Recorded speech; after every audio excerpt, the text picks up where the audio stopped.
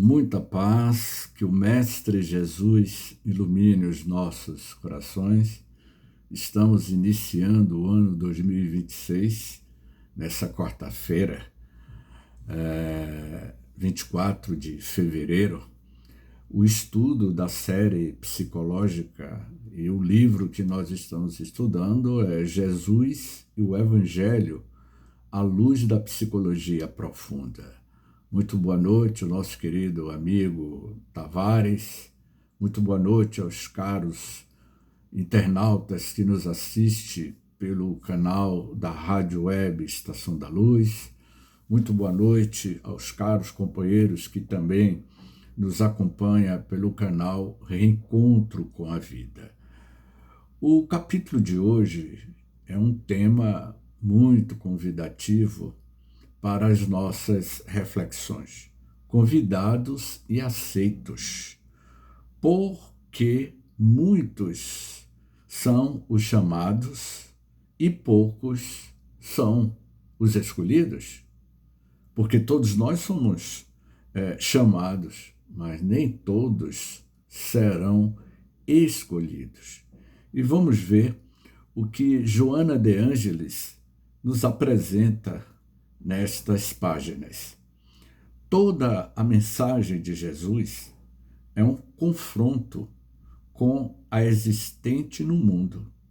Seu subjetivismo é objetivo e real, porque se assenta em parâmetros de lógica que fogem ao imediatismo, transferindo-se dos simples acasos para uma casualidade extrafísica, uma casualidade da outra dimensão, da quarta dimensão, ou mundo espiritual, se assim também podemos nos expressarmos, cujas conexões lentamente são identificadas pela pesquisa espírita, parapsicológica e pelas demais doutrinas de investigação da vida transpessoal. A psicologia, no momento, vai nos apresentando Joana, que a psicologia, no momento, já detecta a pouco e pouco essas conexões, cujas causas fogem ao plano apenas subjetivistas, porque essa análise subjetivistas, elas estão fundamentadas em realidades legítimas, fora dos sentidos objetivos, não é? Então, significa que é uma realidade indiscutível. A sincronização, a sintonia, vamos dizer assim, entre o mundo físico e o mundo extrafísico. A sincronização, embora elucide alguns desses fenômenos, não abarca toda a gama de conexões que facultam a sua ocorrência.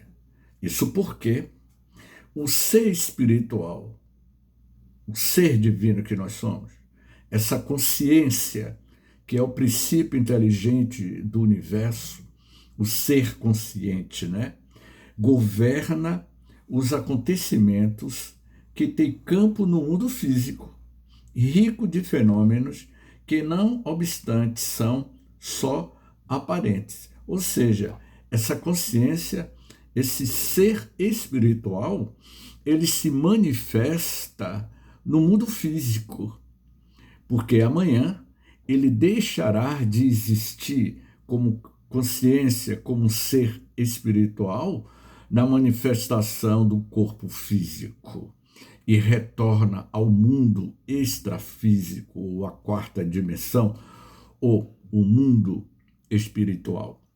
Partindo-se para uma análise de energia e das suas várias nuances de expressão, constatam-se efeitos múltiplos que aparentemente seriam resultados de uma casualidade. Vejamos bem, uma casualidade, ao cumprimento, por exemplo, de um botão e abrir um espaço fechado ou emitir-se uma onda que, embora invisível, conecta com segurança a antena de um satélite, enviando mensagens visuais e auditivas, portadora de força peculiar para agir com exatidão, conforme a intensidade de que se revista. Você aperta um botão, você abre uma imagem e conecta com uma diversidade de frequências. Há uma observação menos cuidadosa. Esse fenômeno pareceria causal, desde que não se pudesse repetir tantas vezes quantas desejadas o apertado botão da tua consciência. O teu pensamento é o espelho da vida. Você reflete do seu mundo mental para o mundo físico o que você pensa. Então, o pensamento é esse grande espelho da vida e ela se materializa. O pensamento tem forma, tem vida. Emmanuel, ele iria dizer em um dos seus livros, Pensamento e Vida, ele diz o seguinte: o pensamento cria a vida que procuramos. Então, todas as suas ações, atitudes, comportamentos na Terra reflete o que você produz no seu mundo mental, a sua consciência, o ser espiritual que você é. Graças às percepções anímicas e mediúnicas, desveladas e estudadas com critério pelo Espiritismo, esses fenômenos representam-se com as mesmas características, variando de conteúdo em razão da diversidade dos agentes que os acionam. E quem são esses agentes, meu amigo Tavares? Os caros amigos que nos ouvem. São as entidades espirituais. Há uma questão dentro do Livro dos Espíritos, a questão 459. Kardec formula a seguinte pergunta aos espíritos. Veja bem, os espíritos influenciam em nossas vidas? Vocês que habitam o mundo extrafísico, o mundo paralelo, o mundo espiritual, influencia nas nossas existências, em nossos comportamentos? E os espíritos responderam de que forma? Bem mais do que vocês imaginam. De ordinário, somos nós que conduzimos os vossos pensamentos. Ele conduz os nossos pensamentos se assim você permitir. Porque se você deixar a porta da tua casa aberta, qualquer um pode entrar. Então, o pensamento é essa conexão, é essa antena parabólica. Antena parabólica que vai captar uma diversidade de vibrações psíquicas, mentais, do mundo extrafísico, do mundo espiritual. Você vai sintonizar com espíritos da luz ou com espíritos das sombras. Então, é você que vai determinar qual é a conexão psíquica que você vai manter com o mundo extrafísico, com essa outra sociedade invisível, o mundo espiritual. Assim, o discurso de Jesus é sempre portador de um conteúdo subjetivo que não se adapta à visão e o modus operandi da sociedade, do seu e dos tempos futuros, estabelecida sobre bases das percepções sensorial, do lógico e racional imediato, do concerto e do comum. A proposta de Jesus é presente e futurista, porque o mundo de regeneração terá uma conscientização da vivência dessa proposta do Evangelho de Jesus, que é um evangelho futurista. Os primeiros, nas convenções sociais, são sempre aqueles que se esforçam, que triunfam, que conseguem romper as barreiras impeditivas do desenvolvimento convencional, granjeando fama e recebendo honrarias. Esse é o mundo de César, o mundo das aparências, o mundo de faz de contas, o mundo de ter e ser. Você é valorizado pelo patrimônio material que você possui. Isso pesa na economia do mundo de César. Os últimos são os desclassificados, os fracos ou incapazes de sobreporem as próprias deficiências, o valor moral e suas manifestações de dignidade e de caráter. Os últimos são esses, os mais fracos, não é? As suas deficiências do valor moral. Então, esse tem dificuldade de passar pela porta estreita, porque ele está acostumado a transitar pela porta larga das facilidades mundanas. Pois bem,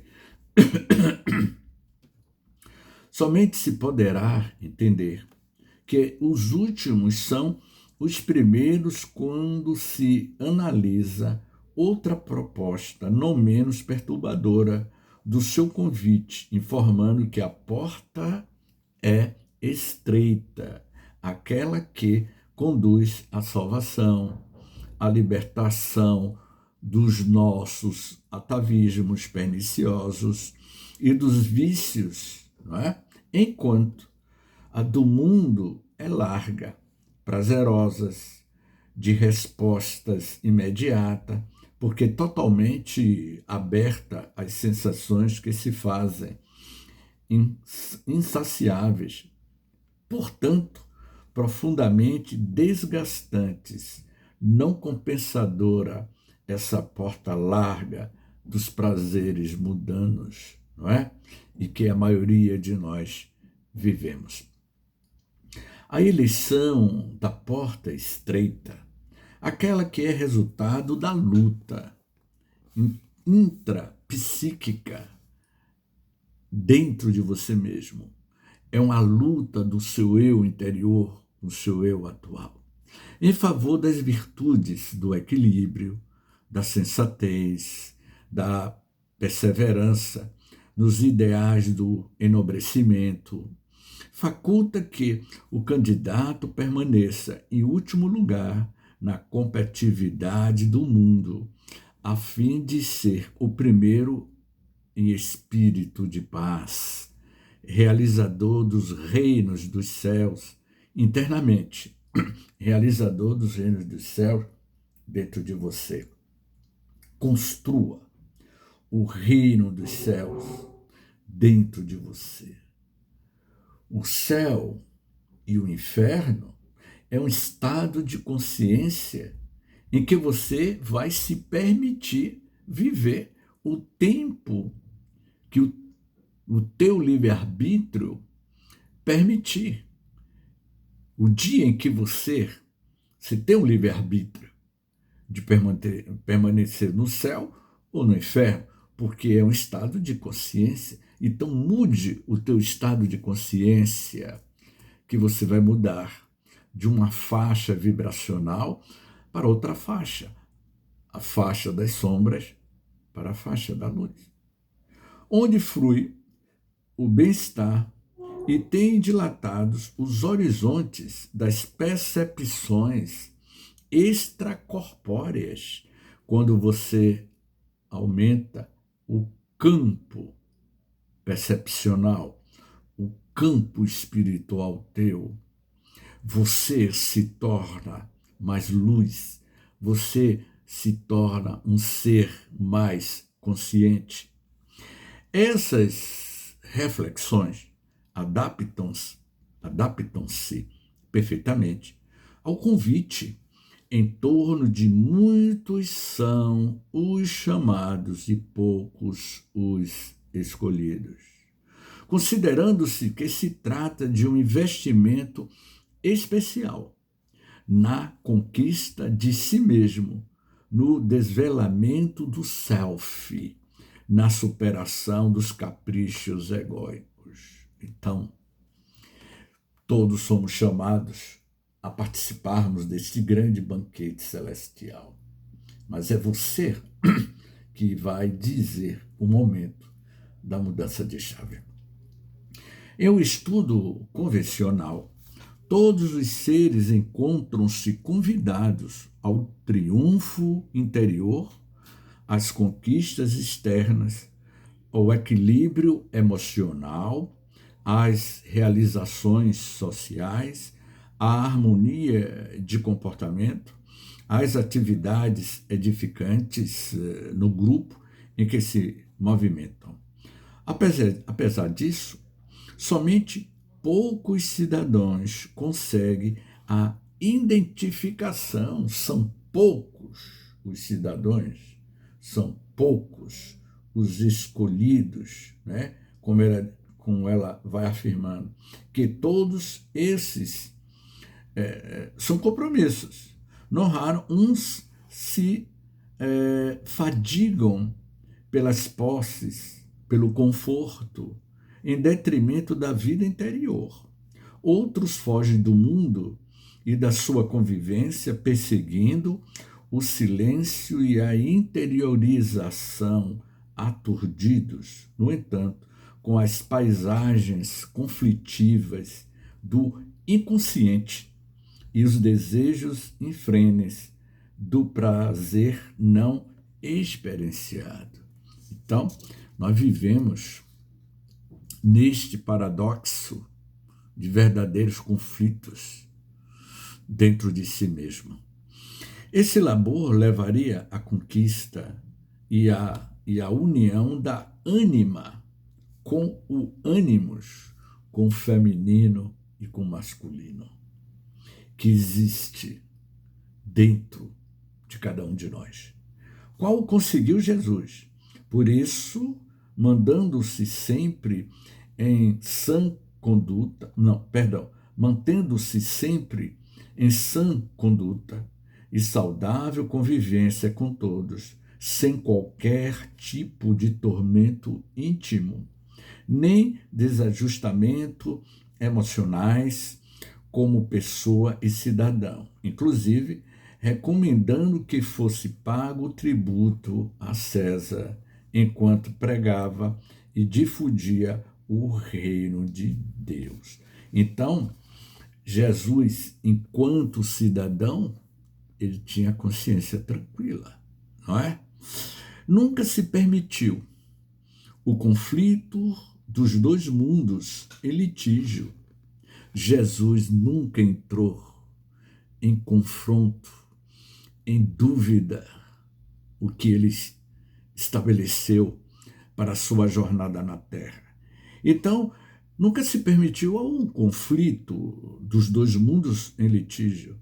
Havia escolhido o melhor e, portanto, comportava-se de maneira equilibrada, nesse de menor significado, mas igualmente importante. O de menor significado é a Terra, o mundo, a sociedade, e ele buscava ter o equilíbrio interior entre esses dois mundos em litígio, a Terra e os céus, o mundo espiritual. Desse modo, quando alguém elege o reino de Deus, transforma-se interiormente, intentando alcançar o objetivo que tem em mente. A esse se pode aplicar o conceito de Jesus, porque muitos são os chamados e poucos os escolhidos. E aqui vai uma análise. Quem nos convidou e para que nós fomos convidados? Quem nos convidou e para que fomos convidados? Quem nos convidou? Jesus, o timoneiro da humanidade, o arquiteto divino, o Filho do Homem, o Espírito mais perfeito que colocou as pegadas humanas na Terra. O ser espiritual, a consciência mais evoluída do nosso sistema solar, esteve entre nós em um corpo biológico, em um corpo somático, em uma biologia humana, e que durou 33 anos terrestres neste corpo físico. Desprendeu-se quando ele foi crucificado. Tomba-se as vestes físicas, mas a consciência do ser espiritual mais perfeito que esteve entre todos nós retornou à paternidade divina. Em uma análise psicológica profunda, o escolhido é aquele que consegue o triunfo sobre a inferioridade moral, entregando-se com fidelidade à opção realizada, que o compensa interiormente com a alegria do bem que esculpe nos sentimentos. Muito interessante, não é? Eu vou repetir aqui, Tavares, para que a gente fixe quem são esses escolhidos. Em uma análise psicológica profunda, o escolhido é aquele que consegue o triunfo sobre as inferioridades morais, entregando-se com fidelidade à opção realizada, que o compensa interiormente com a alegria do bem que esculpe nos sentimentos.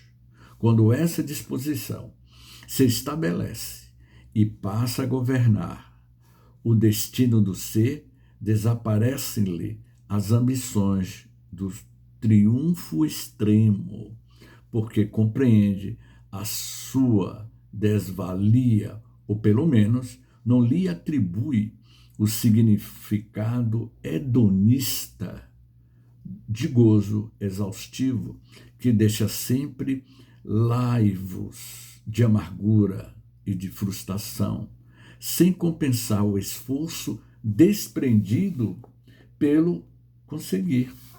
Não é? Interessante. Então, esses poucos, não é, que são os escolhidos, é o que consegue superar as inferioridades morais dentro de você mesmo.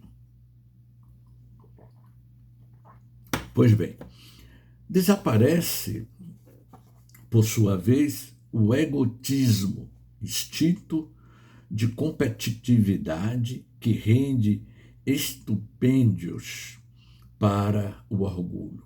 Ou seja, é um troféu para o orgulho. Não preenchendo os vazios existenciais, o ser descobre que há prazeres mais significativos e reconfortantes que aqueles que se derivam da posse, da ostentação e do orgulho. Essas expressões do primarismo, da consciência, o seu lado escuro, banham-se, por fim, de expressiva claridade, com o discernimento daquilo que é importante, em detrimento do que tem um sentido transitório, que satisfaz por um momento e não mais atende posteriormente. Essa é a grande luta, não é? De cada um de nós. A grande luta humana, educada para esmagar, para vencer os outros, mesmo que sob os carmatelos dos conflitos internos que aturdem e degradam, levando-o ao desequilíbrio e à loucura. É o que a gente está vendo na atualidade. A briga do orgulho, do ego entre os seres humanos. Em uma sociedade constituída conforme os padrões do pensamento do homem Jesus, não vicejam as lutas pelos lugares proeminentes, porque aqueles que são portadores da hierarquia real, aquela que os distingue interiormente dos demais, sem os humilhar, não os ferir, não estão realmente interessados no destaque comunitário, nem na dominação das outras pessoas. Procuram-se exclusivamente, não é? Com a sua realidade de ser imortal, consciente que o descer da cortina é também o derrubar, não é? Da madrugada perene. A gente está observando o comportamento de alguns políticos, dessas guerras insanas, dos autoritarismos. Em todos os cometimentos humanos, são muitos aqueles que se encontram convidados para realizações nobilitantes. No entanto, vestidos pela sombra, olha, a túnica nupcial, vestido pela sombra, facilmente se desinteressam de prosseguir por falta da resposta compensadora aos vazios do ego, que se preocupa com o entulhar-se de preocupações e de lutas pela conquista da primazia. Ou seja, a vestimenta, as noites de núpcias, que tipo de roupa você terá? A sombra, a sua consciência. A maioria não conseguirá entrar porque ainda não mudou o seu comportamento moral. Há convites por toda parte e nem todos os indivíduos têm olhos para ver, nem ouvidos para ouvir. Concitando-os a conquista de significados existenciais que os preenche de harmonia, direcionando seus passos para os rumos melhores, aqueles que não frustraram nem levam a desesperos indispensáveis. E aqui ela já vai nas considerações finais. O ser humano se encontra na Terra envolto em batalhas iluminativas cada vez mais severas. Olha o que está acontecendo. A batalha entre a sombra e a luz. O ser humano se encontra na Terra envolto em batalhas iluminativas cada vez mais severas, superadas aquelas que tinham a ver com a existência física e que remanescem nas guerras urbanas ou entre as nações, enfrenta as lutas no lar, no grupo social, no trabalho, mediante as quais adquire sabedoria e aprende a conquistar os altiplanos interiores. Interessante, para que a gente reflita. Eu vou grifar esse trecho aqui, vou marcar para futuros comentários.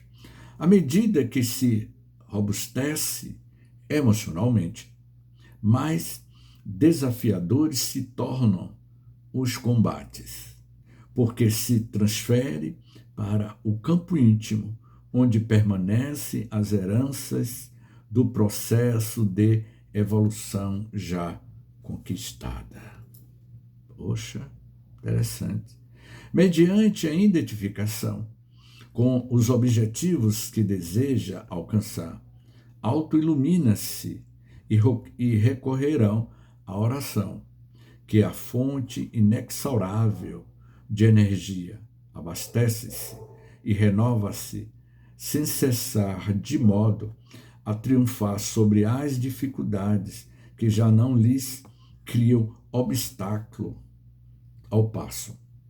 Aqueles, portanto, que no mundo são tidos como ultrapassados, ingênuos, não credores da consideração mentirosa do convívio social doentio, são os últimos, apesar disso, perfeitamente integrados nos objetivos superiores da vida. Tornam-se os primeiros no reino dos céus.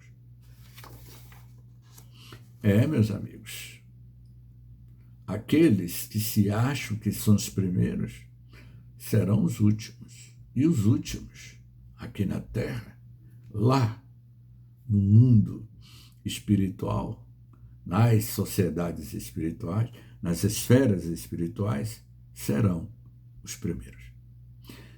E concluindo, indispensável considerar-se que no jogo das ilusões e na busca da realidade caracterizam-se os seres psicologicamente infantis e os amadurecidos que optam pelo melhor e perene, que souberam eleger aquilo que lhes é mais importante em detrimento do convencional e aceito, imposto pelo convívio terrestre.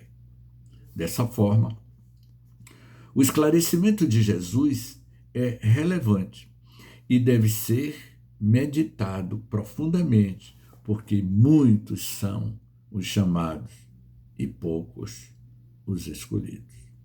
E você? Foi convidado? Será escolhido? Vamos pensar. Muita paz e até a próxima semana. Que o Mestre Jesus nos abençoe.